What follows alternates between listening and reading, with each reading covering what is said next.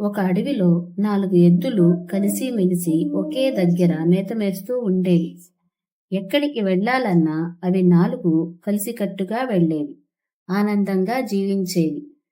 వీటిని గమనిస్తూ ఒక పులి ఉండేది. కానీ ఈ 4 ఎద్దులు ఐకమత్యంతో ఉండడంతో వాటిని చంపడానికి కుదిరేది కాదు పులికి. సమయం కోసం ఎదురుచూస్తూ ఉండేది.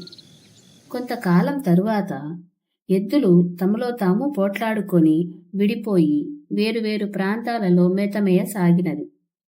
ఈ విషయం తెలుసుకున్న పులి ఒక్కొక్క ఎద్దును వరుసగా విడివిడిగా చంపి తిన్నది.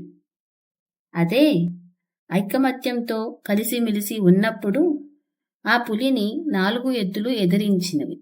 కానీ విడిపోయిన తర్వాత ఒక్కొక్క ఎద్దు బలహీనులుగా తయారైపోయినవి.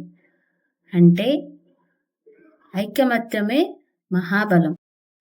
మనం ప్రతి ఒక్కరితో కలిసిమెలిసి ప్రేమగా ఉండాలి. మనం మన మిత్రులతో గొడవ పడినప్పుడే మన శత్రువుల దగ్గర బలహీనులైపోతాము. కాబట్టి మన మిత్రులతో మనం ఎప్పుడూ ప్రేమగా ఉండాలి, కలిసికట్టుగా ఉండాలి.